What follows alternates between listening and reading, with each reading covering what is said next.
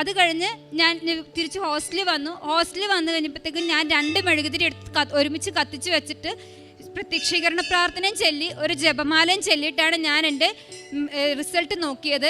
Result വന്നപ്പോൾ എനിക്ക് എല്ലാ മൊഡ്യൂളിലും ബി തന്ന് എൻ്റെ മാതാവ് എന്നെ അനുഗ്രഹിച്ചു. എനിക്കിപ്പോഴും അറിയില്ല എനിക്ക് ആ ഫുൾ ബി എങ്ങനെ കിട്ടിയെന്ന്. പക്ഷെ എനിക്ക് ആരോട് പറയാൻ പറ്റാത്തൊരവസ്ഥയായി. ബിക്കോസ് ഞാൻ അമ്മയ്ക്ക് ഓൾറെഡി വാക്ക് കൊടുത്തതാണ്, ഞാൻ ഇവിടെ വന്ന് പറഞ്ഞിട്ടേ ഞാൻ പറയുള്ളൂ ആരോടെങ്കിലും എന്ന്. അപ്പോൾ വീട്ടിൽ വിളിച്ചപ്പോൾ ഞാൻ പറഞ്ഞു, ഇല്ലമ്മ എനിക്ക് കിട്ടിയില്ല, 2 ബിയും 2 C+ഉം കിട്ടിയേ, ക്ലിപ്പിംഗ് സ്കോറേ ഉള്ളൂ എന്ന് പറഞ്ഞു. എന്നോട് ചോദിച്ച എൻ്റെ ഫ്രണ്ട്സിനോട് എല്ലാവരോടും ഞാൻ അങ്ങനെ തന്നെയാണ് പറഞ്ഞത്. എൻ്റെ പേര് ആതിര, ഞാൻ എറണാകുളം അരയങ്കാവിൽ നിന്ന് വരുന്നു. ഞാനിവിടെ ഉടമ്പടി ആദ്യമായി എടുത്തത് ഒക്ടോബർ 22, 2022 ഞാനൊരു നേഴ്സാണ്. ഞാൻ ഏപ്രിൽ എൻ്റെ കോഴ്സ് കഴിഞ്ഞു. സോ എല്ലാവരും ചെയ്യുന്ന പോലെ തന്നെ OIT പോയി ചേർന്നു. മെയ് ലാസ്റ്റ് ആയപ്പം അവിടെ വെച്ചാണ് എൻ്റെ ഒരു ഫ്രണ്ട് എന്നോട് കൃപാസനത്തെ പറ്റി പറഞ്ഞത്. അപ്പോൾ ഞാൻ വിചാരിച്ചു എന്നെ കൂടെ പറ്റില്ല, എന്നും പള്ളിയിൽ പോകണം, അങ്ങനെ കുറേ കാര്യങ്ങളൊക്കെ ഉണ്ട്. സോ എന്നെ കൂടെ പറ്റില്ല എന്നുള്ളൊരു എന്തായാലും എനിക്ക് ഉറപ്പായിരുന്നു എന്നെ പറ്റില്ല എന്ന്. സോ ഞാൻ പറഞ്ഞില്ല, ഞാൻ ഉടമ്പടി എടുക്കുന്നൊന്നുമില്ല, പക്ഷേ ലൈറ്റ് ക്യാൻഡിൽ പ്രയർ റിക്വസ്റ്റ് ഇടാമെന്ന് പറഞ്ഞു. അങ്ങനെ ഇട്ട് ഞാൻ ഇന്ന് 5:30 ആകുമ്പോൾ എഴുന്നേറ്റ് പ്രാർത്ഥിക്കുമായിരുന്നു. അപ്പോഴാണ് എൻ്റെ പപ്പയ്ക്ക് ഫസ്റ്റ് ത്രോട്ടിലൊരു ഗ്രോത്ത് പോലെ വന്നു. അപ്പോൾ ഞാൻ അതും ലൈറ്റ് ക്യാൻഡിൽ പ്രയർ റിക്വസ്റ്റിൽ ഇട്ടു. ഫസ്റ്റ് ഒരു ഹോസ്പിറ്റലിൽ ചെന്നപ്പോൾ അവർ പറഞ്ഞു അത് ക്യാൻസർ തന്നെയാണെന്ന് പറഞ്ഞു. ദെൻ ഞങ്ങൾ ഭയങ്കര എല്ലാവരും നന്നായിട്ട് പ്രാർത്ഥിച്ചു. ഞാൻ എന്നും 5:30 എഴുന്നേറ്റ് പ്രാർത്ഥിക്കുമായിരുന്നു. അത് കഴിഞ്ഞ് ഞങ്ങൾ സെക്കൻഡ് ഒരു ഒപ്പീനിയന് വേണ്ടിയിട്ട് വേറൊരു ഹോസ്പിറ്റലിൽ ചെന്നു. അന്നേരം അവിടെ ചെന്നപ്പോഴത്തേക്ക് അവർ പറഞ്ഞു ഇല്ലത് നെഗറ്റീവാണ്, അത് ക്യാൻസർ അല്ല എന്ന് പറഞ്ഞു. ജസ്റ്റ് അത് റിമൂവ് ചെയ്തു, അത്ര ഉണ്ടായിരുന്നു, വേറെ പ്രശ്നങ്ങളൊന്നും ഇല്ലായിരുന്നു.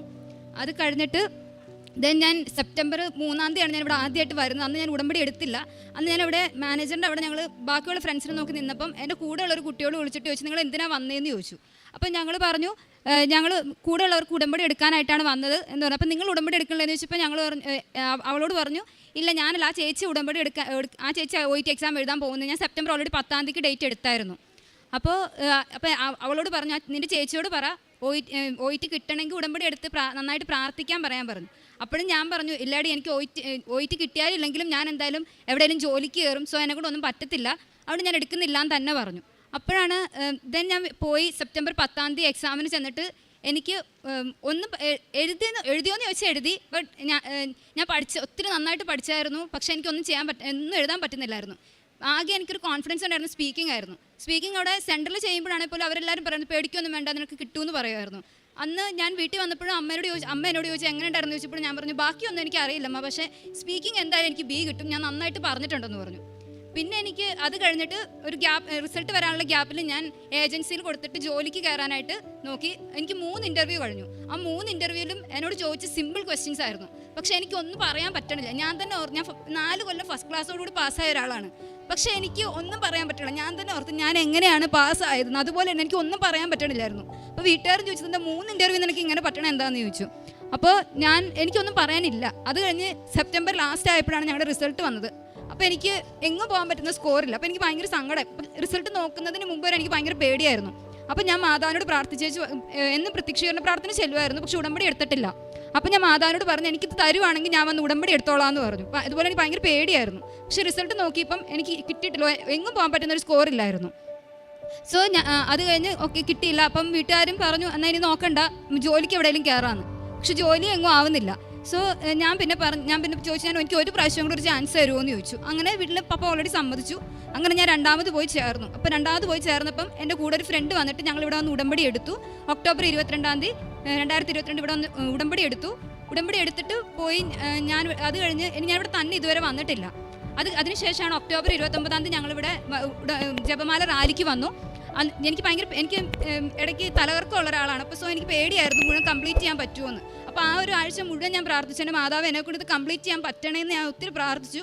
അതിൻ്റെ ഫലമായിട്ട് ഇവിടുന്ന് ഞങ്ങൾ പോയിട്ട് ഞാൻ ഒരു പള്ളിയിൽ കയറി മുട്ടുകുത്തിന്ന് പ്രാർത്ഥിച്ചതേ ഉള്ളൂ, അല്ലാണ്ട് ഞങ്ങൾ എങ്ങും നിന്നിട്ടില്ല. ഫുള്ള് ജപമാല ചെല്ലും മുഴുവൻ ഞാൻ നടന്ന് തീർത്തു. അത് കഴിഞ്ഞിട്ട് പിന്നെ എൻ്റെ കൂടെ ഉണ്ടായിരുന്ന ഫ്രണ്ട്സ് എല്ലാവരും 2ാമത് എഴുതി അവർ പോയി ഹോസ്റ്റലിൽ നിന്ന്. സോ എനിക്ക് ഇനിയും എക്സാമിന് ഡേറ്റ് എടുക്കണമായിരുന്നു. അപ്പോൾ എനിക്ക് എന്നത്തേക്കാണ് ഡേറ്റ് എടുക്കേണ്ടതെന്നൊരു ഉറപ്പില്ലായിരുന്നു. അപ്പം ഞാൻ മാതാവിനോട് ഇങ്ങനെ പ്രാർത്ഥിച്ചു, എൻ്റെ അടുത്തുള്ള സെൻറ്ററിൽ എനിക്ക് തരാമെന്നുണ്ടെങ്കിൽ മാത്രമേ എനിക്ക് ഡേറ്റ് തരാവുള്ളൂ എന്ന് ഞാൻ പ്രാർത്ഥിച്ചു. അപ്പോൾ ഞാൻ ഡേറ്റ് എടുക്കുന്ന സാറിനെ വിളിച്ചപ്പോൾ സാറ് ഞാൻ ചോദിച്ചു ഡിസംബർ 3 ഉണ്ട്, ഡിസംബർ 17 ഉണ്ട്. അപ്പോൾ ഞാൻ സാറിനോട് ചോദിച്ചു സാർ 3-ാം തീയതിക്ക് ഞാൻ പറഞ്ഞ സെൻറ്ററിലുണ്ടോ എന്ന് ചോദിച്ചു. അപ്പോൾ സാറ് പറഞ്ഞു ഇല്ല മോളെ അവിടെ ആ സെൻറ്ററിൽ 3-ാം തീയതിക്ക് ഡേറ്റ് ഇല്ല എന്ന് പറഞ്ഞു. അപ്പോഴും ഞാൻ കോൾ കട്ട് ചെയ്തിട്ട് ഞാൻ മാതാവിനോട് പ്രാർത്ഥിച്ചിട്ട് മാതാവ് എനിക്ക് തരാമെന്നുണ്ടെങ്കിൽ മാത്രമേ എനിക്ക് 17-ാം തീയതി തരാവുള്ളൂ ആ സെൻറ്ററിൽ, എനിക്ക് ആ സെൻറ്ററിൽ തന്നെ വേണം താനും. എന്നിട്ട് ഞാൻ രണ്ടാമത് സാറിനെ വിളിച്ചിട്ട് ചോദിച്ചു, സാർ ഡിസംബർ 17-ാം തീയതിക്ക് ഡേറ്റ് ഉണ്ടോ എന്ന് ചോദിച്ചു. അപ്പോൾ പറഞ്ഞു ഉണ്ട്, ഡിസംബർ 17-ാം തീയതിക്ക് ആ സെൻറ്ററിൽ ഉണ്ടെന്ന് പറഞ്ഞു. അങ്ങനെ ഞാൻ ആ ഡേറ്റ് എടുത്തു കഴിഞ്ഞ് അച്ഛനെ കാണാൻ വരണമായിരുന്നു. അപ്പോൾ ഞാനിവിടെ വിളിച്ചപ്പോൾ എനിക്ക് കിട്ടിയില്ല. സോ ഞാൻ രണ്ടും കൽപ്പിച്ച് എൻ്റെ കൂടെ ആരുമില്ല. അപ്പോൾ എനിക്ക് തന്നെ പോരാൻ അറിയത്തുമില്ല. ഞാനപ്പോൾ മാതാവിനോട് തലേദിവസമൊക്കെ പ്രാർത്ഥിച്ചു, എൻ്റെ മാതാവ് ഞാൻ ഇന്ന് വരെ അവിടെ തന്നെ വന്നിട്ടില്ല, എന്നും കൂട്ടുകാരുടെ കൂടെ വന്നിട്ടുള്ളൂ. സോ എന്നെ കൂടെ ഉണ്ടായിരിക്കണേന്ന് പറഞ്ഞാൽ ഫുള്ള് ജപമാല ചൊല്ലി പ്രാർത്ഥിക്കുമായിരുന്നു. അതിനുശേഷം ഞാൻ ഹോസ്റ്റലിൽ നിന്ന് ഇറങ്ങി പകുതി ആയപ്പോൾ തന്നെ എനിക്കൊരു ആൻറ്റീനെ കൂട്ട് കിട്ടി. ആ ആൻറ്റി എന്നോട് ഇങ്ങോട്ട് വന്നിട്ട് ചോദിച്ചു, കൃപാസനത്തിൽ പോവുകയാണോ എന്ന് ചോദിച്ചു. അപ്പോൾ ഞാൻ പറഞ്ഞു അതെ ആൻറ്റി അങ്ങോട്ടാണോ എന്ന് ചോദിച്ചു. അതേന്ന് പറഞ്ഞു. അപ്പോഴാണ് ആൻറ്റി ഞാൻ ചോദിച്ചു, ആൻറ്റി വെറുതെ പോകുന്നതാണോ എന്ന് ചോദിച്ചു. പറഞ്ഞില്ല, ഇന്ന് മാതാവ് പ്രത്യക്ഷപ്പെട്ട ദിവസമല്ല മോളെ. അപ്പോഴാണ് ഞാൻ ഓർക്കണേ ഇത് ഡിസംബർ 7-ാം തീയതി ആണെന്നുള്ളത്. എന്ന് പ്രത്യക്ഷീകരണ പ്രാർത്ഥന ചെല്ലുന്ന ആളാണ്, ബട്ട് സ്റ്റിൽ അന്ന് ഡിസംബർ 7-ാം തീയതി ആണെന്നുള്ള കാര്യമേ ഞാൻ ഓർത്തിട്ടില്ല. പിന്നെ എനിക്ക് ഭയങ്കര പേടിയാണ്, അച്ഛനെ കാണാൻ പറ്റുമോ എന്താണെന്നൊന്നും എനിക്കറിയില്ല. ഞാൻ പിന്നെ രണ്ടും കൽപ്പിച്ച് ആ ആൻറ്റിയുടെ കൂടെ ഞാൻ ഇവിടെ വന്നിട്ട് ഞാൻ ആദ്യം ക്യൂ നിന്നപ്പോഴൊക്കെ ഞാൻ ഫുൾ പ്രാർത്ഥിക്കുമായിരുന്നു. എനിക്ക് അച്ഛനെ കാണാൻ പറ്റണേ, അച്ഛൻ്റെ ബ്ലെസ്സിങ്സ് എനിക്ക് വേണം എന്ന് തന്നെ പ്രാർത്ഥിച്ചുകൊണ്ടിരുന്ന ജപമാല മുഴുവൻ ചെല്ലുമായിരുന്നു. അങ്ങനെ ഫസ്റ്റ് അത് തുറന്നപ്പോൾ തന്നെ ആദ്യം അവർ വിളിച്ചത് എക്സാമിനുള്ളവർ വരാൻ പറഞ്ഞു. ചെന്നു, അച്ഛൻ ഇവിടെ വന്ന് കണ്ടു. അച്ഛൻ തലയിൽ കൈവച്ച്, ഒത്തിരി പേരുണ്ടായിരുന്നു, ജസ്റ്റ് തലയിൽ കൈവച്ച് പ്രാർത്ഥിച്ച ഒരു കാശ് രൂപ ഞങ്ങൾക്ക് അന്വേഷിച്ച് പറഞ്ഞു, പേടിക്കൊന്നും വേണ്ട, എല്ലാവരും പോയി എക്സാം എഴുതിക്കോ, നന്നായിട്ട് എക്സാം എഴുതിക്കോളാൻ പറഞ്ഞു. അങ്ങനെ ഡിസംബർ 17-ാം തീയതി എൻ്റെ എക്സാമിൻ്റെ ഡേറ്റ് അതിന് മുമ്പായിട്ട് ഞാൻ ആദ്യം 3 എനിക്ക് ഫെയിലായി.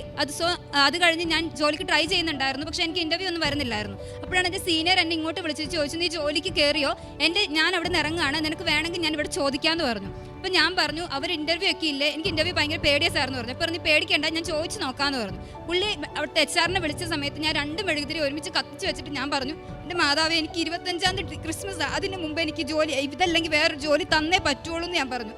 അങ്ങനെ ഞാൻ ആ 2 മെഴുകുതിരിയും കത്തിച്ച് വെച്ച് പ്രാർത്ഥിച്ചതിൻ്റെ ഫലമായിട്ട് അച്ചേരം കഴിഞ്ഞപ്പോൾ ആ സാർ എന്നെ തിരിച്ച് വിളിച്ചേച്ച് പറഞ്ഞു, HR പറഞ്ഞു ഇൻ്റർവ്യൂവും വേണ്ട, ഒന്നും വേണ്ട, അവളോട് വന്ന് ജോലിക്ക് കയറിക്കോളാൻ പറയാൻ പറഞ്ഞു. അത് ആദ്യം ഞാൻ 3 ഇൻ്റർവ്യൂ ചെയ്തത് മുംബൈയിലെ NABH ഉള്ള ഹോസ്പിറ്റലാണെങ്കിൽ പോലും അത് ഫേമസ് ആയിട്ടുള്ള ഹോസ്പിറ്റലല്ല. പക്ഷേ ഇപ്പോൾ എനിക്ക് കിട്ടിയതെന്ന് പറഞ്ഞു കഴിഞ്ഞാൽ മണിപ്പാൽ ഹോസ്പിറ്റലാണ്. അത്യാവശ്യം നല്ല ഫേമസ് ആയിട്ടുള്ളൊരു ഹോസ്പിറ്റലാണ്. അവിടെയാണ് എനിക്ക് ജോലി കിട്ടിയിട്ടുള്ളത്. അപ്പോൾ എനിക്ക് ഭയങ്കര വിശ്വാസമായി, ഓക്കെ എനിക്കിപ്പോൾ ഇനി OIT എനിക്ക് കിട്ടും. ആ ഒരു ഭയങ്കര വിശ്വാസത്തിൽ ഞാൻ പിന്നെ മുട്ടിപ്പാടി ഞാൻ പ്രാർത്ഥിക്കാൻ തുടങ്ങി. അങ്ങനെ ഡിസംബർ 17-ാം തീയതി എൻ്റെ എക്സാമായി. അന്ന് ഞാൻ എൻ്റെ വീട്ടിൽ പോയിട്ട്, തലേദിവസമാണ് ഞാൻ വീട്ടിലേക്ക് പോയത്. ഞാൻ വീട്ടിൽ പോയി, അന്ന് ഞാനവിടെ എനിക്ക് പേടിയാണ്, പക്ഷേ എന്നാൽ മാതാവും ഈശോ എൻ്റെ കൂടെ ഉണ്ടെന്നുള്ളൊരു വിശ്വാസമുണ്ട്. അങ്ങനെ ഞാൻ പ്രാർത്ഥിച്ച് ഞാൻ എക്സാമിന് രാവിലെ പോയി. അവിടെ ചെന്നിട്ട് ഞാൻ ഇവിടെ സാക്ഷ്യം കേട്ടിട്ടുണ്ട്, എല്ലാവരും പറയുന്ന ആരും ചവിട്ടാത്തെടുത്ത് കൊണ്ട് ഉപ്പിട്ടു എന്നൊക്കെ. അപ്പോൾ ഞാൻ ഓർത്തിൻ്റെ മാതാവ് ഞാനും അങ്ങനെ ചെയ്യാൻ പോകാൻ, നീ എൻ്റെ കൂടെ ഉണ്ടാവണമെന്ന് പറഞ്ഞ് ഞാൻ അതുപോലെ ചെയ്തു. എന്നിട്ട് OIT എക്സാമിന് കയറുന്നതിന് മുമ്പ് എനിക്ക് എന്താണെന്നറിയില്ല, എനിക്ക് ഭയങ്കര ധൈര്യമായിരുന്നു. അപ്പം ഞാൻ തന്നെ ഓർത്ത് എൻ്റെ മാതാവിനെന്താ എനിക്ക് ഓവർ കോൺഫിഡൻസ് ആണോ എന്ന് ഞാൻ ഓർത്തു. പക്ഷെ ഞാൻ എന്തായാലും കയറിയിട്ട് എനിക്ക് ഫസ്റ്റ് ലിസണിങ് ആയിരുന്നു. ലിസണിങ് എനിക്ക് 2 എണ്ണം എനിക്ക് കിട്ടിയില്ല. പിന്നെ BA ഓക്കെ ആയിരുന്നു. C-പാട്ടാണെന്ന് എനിക്കൊന്നും മനസ്സിലാവുന്നില്ല. പിന്നെ ഞാൻ എൻ്റെ മാതാവ് എല്ലാം ശരിയാക്കി തരണേന്ന് പറഞ്ഞുകൊണ്ട് ഞാൻ മുഴുവൻ ബബിൾ ചെയ്ത് വെച്ചു. പിന്നെ ഞാൻ അത് പേപ്പർ കൊടുക്കുന്നതിന് മുമ്പ് എല്ലാ ക്വസ്റ്റ്യൻ ആ പേപ്പറിലുള്ള എല്ലാ പേപ്പറിനകത്ത് മാതാവിൻ്റെ കാശുരൂപം വെച്ച് പ്രാർത്ഥിച്ചു. അതിനുശേഷം ഞാൻ അത് കഴിഞ്ഞ് റീഡിംഗ് ആയപ്പം A പാട്ട് കുഴപ്പമില്ലായിരുന്നു. സെയിം ആസ് യൂഷ്വൽ B&C പാടായിരുന്നു. അത് ഞാൻ ഇതുപോലെ തന്നെ മാതാവ് നീ എൻ്റെ കൂടെ ഉണ്ടായിരിക്കണേന്ന് പറഞ്ഞുകൊണ്ട് ഞാൻ ചെയ്തു. മാതാവിൻ്റെ കാശുരൂപം അതിൽ വെച്ച് പ്രാർത്ഥിച്ചു.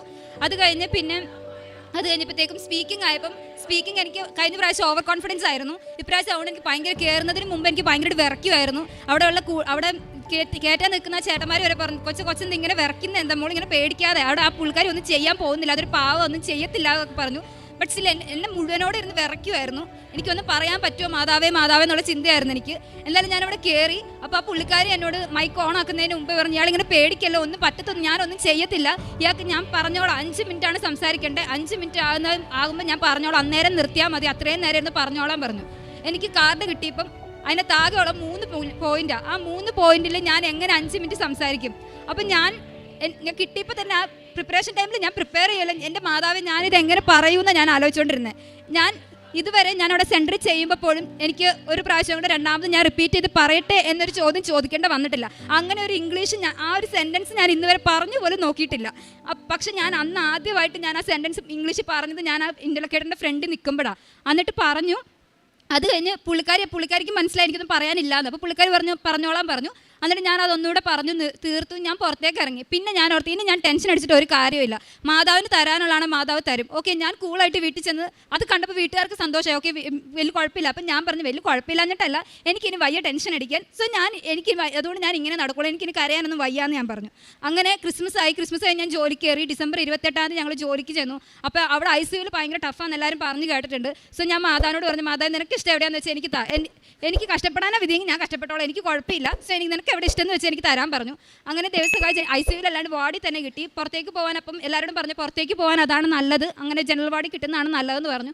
ഓക്കെ, എൻ്റെ കൂടെ കിട്ടുന്നവർ നല്ലതായിരിക്കണേന്ന് ഞാൻ എന്നും രാവിലെ ഞാൻ ജപമാല ചെല്ലുമായിരുന്നു, പ്രത്യക്ഷീകരണ പ്രാർത്ഥന ചെല്ലുമായിരുന്നു. പറ്റുന്ന ദിവസങ്ങളിലൊക്കെ ഞാൻ ഫോണിൽ കുർബാന, അവിടെ ഞാൻ ആന്ധ്രയിലാണ് വർക്ക് ചെയ്യുന്നത്. സോ അവിടെ കുർബാനയൊന്നുമില്ല, ഉള്ളതൊക്കെയാണെങ്കിൽ വൈകിട്ടേക്ക്. അപ്പോൾ ഞങ്ങൾക്ക് അവിടെ നിന്ന് ഒത്തിരി ദൂരമാണ്, പോകാനൊന്നും തെലുങ്കാണൊന്നും മനസ്സിലാവില്ല കുർബാനയ്ക്ക് പോയാലും. സോ ഞാൻ ഫോണിൽ തന്നെ കുർബാന എന്നും കാണാൻ തുടങ്ങി. അങ്ങനെ എനിക്ക് പ്രശ്നങ്ങളൊന്നും ഇല്ലാണ്ടായി. പിന്നെ അത് അങ്ങനെ വന്ന് ജനുവരി 20 ഞങ്ങളുടെ റിസൾട്ട് വരുമെന്ന് പറഞ്ഞു. ഒരു 15 കഴിഞ്ഞപ്പോൾ തൊട്ട് എനിക്ക് ഭയങ്കര ടെൻഷൻ ആവാൻ തുടങ്ങി. പക്ഷെ ഞാൻ പറയുന്നുണ്ട്, മാതാവ് നിനക്ക് ഇഷ്ടമുണ്ടെങ്കിൽ തന്നാൽ മതി, പക്ഷേ എൻ്റെ ആഗ്രഹം എനിക്ക് കിട്ടണം, അറ്റ്ലീസ്റ്റ് UK സ്കോർ എങ്കിലും എനിക്ക്. ഞാൻ ഒത്തിരി ഒന്നും ചോദിക്കുന്നില്ല, ഏറ്റവും കുറവ് UK സ്കോറാണ്. അത് എനിക്ക് എക്സ്പീരിയൻസ് ഇല്ലാത്തതുകൊണ്ട് അത് കിട്ടിയിട്ടേ കാര്യമുള്ളൂ. അയർലൻഡ് സ്കോർ കിട്ടി എനിക്ക് കാര്യമില്ല. സോ എനിക്ക് UK സ്കോർ എങ്കിലും തരണം എൻ്റെ മാതാവെന്ന് പറഞ്ഞ് ഞാൻ പ്രാർത്ഥിച്ചു. അപ്പോൾ ഞാൻ അതിന് മുമ്പ് ജോലിക്ക് പോകുന്നതിന് മുമ്പ് ഞാനിവിടെ വന്നായിരുന്നു.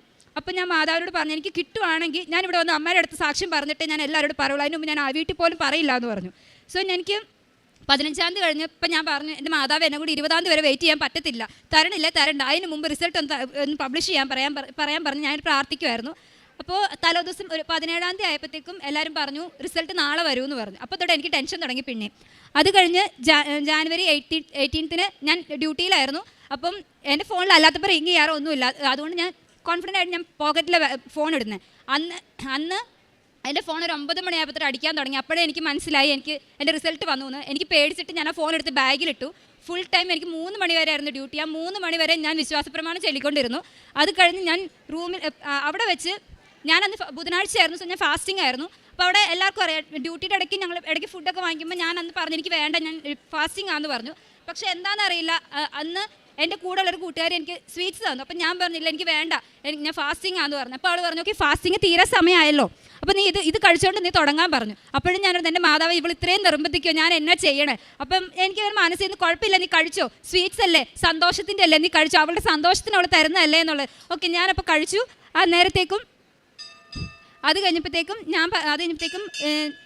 അത് കഴിഞ്ഞ് ഞാൻ തിരിച്ച് ഹോസ്റ്റലിൽ വന്നു കഴിഞ്ഞപ്പോഴത്തേക്കും ഞാൻ 2 മെഴുകുതിരി എടുത്ത് ഒരുമിച്ച് കത്തിച്ച് വെച്ചിട്ട് പ്രത്യക്ഷീകരണ പ്രാർത്ഥനയും ചൊല്ലി ഒരു ജപമാലയും ചൊല്ലിയിട്ടാണ് ഞാൻ എൻ്റെ റിസൾട്ട് നോക്കിയത്. റിസൾട്ട് വന്നപ്പോൾ എനിക്ക് എല്ലാ മൊഡ്യൂളിലും B തന്ന് എൻ്റെ മാതാവ് എന്നെ അനുഗ്രഹിച്ചു. എനിക്കിപ്പോഴും അറിയില്ല എനിക്ക് ആ ഫുൾ B എങ്ങനെ കിട്ടിയെന്ന്. പക്ഷേ എനിക്ക് ആരോട് പറയാൻ പറ്റാത്തൊരവസ്ഥയായി. ബിക്കോസ് ഞാൻ അമ്മയ്ക്ക് ഓൾറെഡി വാക്ക് കൊടുത്തതാണ്, ഞാൻ ഇവിടെ വന്ന് പറഞ്ഞിട്ടേ ഞാൻ പറയുള്ളൂ ആരോടെങ്കിലും എന്ന്. അപ്പോൾ വീട്ടിൽ വിളിച്ചപ്പോൾ ഞാൻ പറഞ്ഞു ഇല്ലമ്മ എനിക്ക് കിട്ടിയില്ല, 2 Bയും 2 C+ഉം കിട്ടിയേ, ക്ലിപ്പിംഗ് സ്കോറേ ഉള്ളൂ എന്ന് പറഞ്ഞു. എന്നോട് ചോദിച്ചു എൻ്റെ ഫ്രണ്ട്സിനോട് എല്ലാവരോടും ഞാൻ അങ്ങനെ തന്നെയാണ് പറഞ്ഞത്. അപ്പോൾ അത് കഴിഞ്ഞിട്ട് എനിക്ക് ഇവിടെ വരാൻ ഞാൻ 1-2 ആഴ്ച ആയിട്ടുള്ള ജോലിക്ക് കയറിയിട്ട്. സോ എനിക്ക് ലീവ് കിട്ടില്ല. അപ്പോൾ ഞാൻ അതിന് മുമ്പ് രജിസ്ട്രേഷന് വേണ്ടി പോകാൻ ചോദിച്ച പിള്ളേർക്ക് പോലും അവർ ലീവ് കൊടുക്കുന്നില്ല. അപ്പോൾ എനിക്ക് കൺഫേം ആയി എനിക്ക് ലീവ് കിട്ടില്ല. അപ്പോൾ എനിക്ക് ഭയങ്കര സങ്കടമായി. ഒരു 1.5 ആഴ്ചയോളം ഞാൻ അങ്ങനെ തന്നെ ഇരുന്ന് ആരോട് പറഞ്ഞില്ല. അപ്പോൾ എൻ്റെ വീട്ടിൽ നിന്നൊക്കെ പറഞ്ഞു നോക്കി ഇത്രയും കിട്ടിയില്ല, നീ 2ാമതൊരു എക്സാമും കൂടെ എഴുതി. ഞാൻ അവരോട് എങ്ങനെ പറയണം, എനിക്ക് കിട്ടിയിട്ടുണ്ടെന്ന് പറയാനും പറ്റത്തില്ല. അപ്പോൾ ഞാൻ പ്രാർത്ഥിച്ചുകൊണ്ട് ഞാൻ അച്ഛൻ്റെ ഒരു പഴയ ടോക്ക് കേട്ടു. അതിനകത്ത് അച്ഛൻ ഇങ്ങനെ പറഞ്ഞു, നമ്മൾ മാതാവിനോടുള്ള സാക്ഷ്യം നമുക്ക് സ്റ്റേജിൽ കയറി നിന്ന് മാത്രമല്ല, നമുക്ക് നമ്മുടെ ബാക്കിയുള്ള കൂടെ ഉള്ളവരോട് നമുക്ക് അമ്മ തന്ന അനുഗ്രഹം നമ്മൾ പറയുന്നതും ഒരു സാക്ഷ്യമാണെന്നുള്ളത്. അത് 2 കൊല്ലം മുമ്പ് എങ്ങാണ്ടുള്ളൊരു അച്ഛൻ പറഞ്ഞൊരു ടോക്കാണ്. അപ്പോൾ അത് കേട്ടപ്പോൾ എനിക്ക് ഓക്കെ ഇത് എനിക്ക് വേണ്ടി പറഞ്ഞൊരു ഇതായിട്ട് എനിക്ക് തോന്നി. സോ ഞാൻ അപ്പോൾ അന്ന് വൈകിട്ടാണ് ഞാൻ അതൊരു 1-2 ആഴ്ച കഴിഞ്ഞിട്ടാണ് ഞാൻ വീട്ടിൽ വിളിച്ചിട്ട് അമ്മയോടും അപ്പയോടും പറഞ്ഞു അമ്മ അപ്പം ഞാനിങ്ങനെ ഒരു തെറ്റ് ചെയ്ത്, ഞാൻ വേറൊന്നും കൊണ്ടല്ല, മാതാവിന് ഞാൻ വാക്ക് കൊടുത്തോണ്ടാണ് ഞാൻ പറയാതിരുന്നത്. സോ എനിക്ക് ആക്ച്വലി ഇത് കിട്ടിയിട്ടുണ്ട്, പക്ഷേ നിങ്ങൾ ആരോട് പറയണ്ട, ഞാനിത് മാതാവിൻ്റെ അടുത്ത് വന്ന് പറഞ്ഞാൽ മതി എന്ന് പറഞ്ഞു. അപ്പോൾ അമ്മയപ്പം പറഞ്ഞു അങ്ങനെയല്ലല്ലോ, നമ്മൾ കിട്ടിക്കഴിഞ്ഞാൽ അനുഗ്രഹം കിട്ടിയതാണ്, മാതാവ് തന്നതാണ് നമ്മൾ പറയണ്ടേ. സോ ഇപ്പം അത് കഴിഞ്ഞ് എനിക്ക് ലീവ് കിട്ടില്ല. സോ അമ്മയപ്പയായിട്ടാണെങ്കിലും എല്ലാവരോടും പറഞ്ഞു തുടങ്ങി. അവൾ പോയി ഉടമ്പടി എടുത്ത് അവൾക്ക് കിട്ടി. അങ്ങനെയല്ല, ഞാനാണെങ്കിലും എൻ്റെ ഫ്രണ്ട്സിനോടൊക്കെ അങ്ങോട്ട് വിളിച്ച് പറഞ്ഞ് കിട്ടാത്ത ഒത്തിരി പേരുണ്ട്. അവരോടാണെങ്കിലും ഞാൻ അങ്ങോട്ട് വിളിച്ചിട്ട് പറഞ്ഞു, എടി എനിക്കിങ്ങനെ കിട്ടി, നിങ്ങളും പോയി ഉടമ്പടി എടുക്ക്, മാതാവ് തരും, എനിക്ക് 100% ഉറപ്പുണ്ട്, നിങ്ങൾക്ക് മാതാവ് തരും, പോയി എടുക്കാനൊക്കെ പറഞ്ഞു.